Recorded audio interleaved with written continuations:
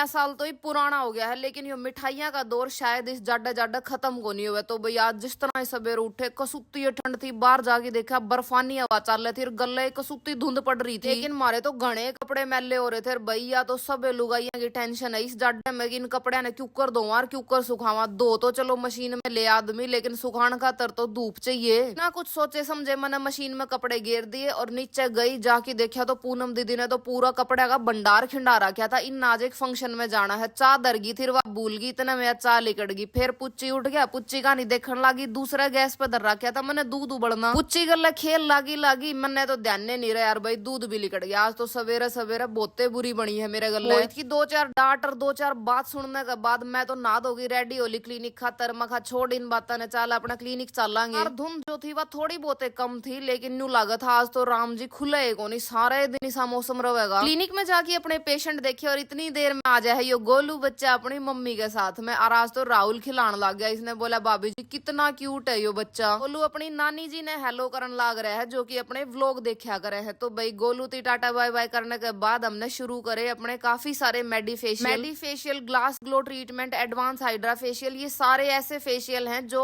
आप अपने pre bridal में लेस को, अगर आपकी शादी है जनवरी फरवरी मार्च में, तो अपने फेशियल इब्बे तक बुक कराओ। बहुत हेल्दी और ग्लोइंग स्किन खातर जितने भी मेडिफेशियल हैं वो सारे जिसी आपकी स्किन टाइप है उसके अकॉर्डिंग ही करे जाया करें। अगर आपने सिंपल ग्लोइंग हाइड्रेटेड स्किन चाहिए तो आप इन पे जाओ। और अगर आपके फेस पे कोई ट्रीटमेंट की जरूरत है, यानी कि अगर आपके फेस पे छाइयां हो रही हैं, एक्ने के निशान है, तो अपने पास अलग थेरेपी अवेलेबल है, जैसे कि collagen induction therapy, chemical peels, laser. हमारे पेशेंट देखे थे इतनी देर में हमारे बाबा का कॉल आ जाए, बोले आज मैं कुकिंग के मूड में हूँ, आ जाओ तो हमने बढ़िया सी डिश खुआऊंगा। जब हम गए तो इसका पेशेंट बैठे पाए। किचन में जाके देखा तो भाई इसने बहुत सारी वेजिटेबल्स कट कर रखी है, कुछ वेजिटेबल इसने स्टीम भी कर रखी थी। मैं तो किचन में चेकिंग करने लाग रही थी, इतनी देर में यो आ जाए पेशेंट। देखी मखा भाई तो ने जाडा जुड्डा कौन लागदा के, एक कुर्तर पजामे में खड़ा है। बोला बाबा ने जाडा कौन लाग गया। पूछी भाई के बना होगा, बोला मैं बना दूंगा, नाम नूम पाछे धर लियो इसका। तो इसने एक कढ़ाई में थोड़ा सा कोकोनट ऑयल डाल लिया है, उसके बाद उसमें डाल दिए इसने छोटे छोटे करके कड़ी पत्ते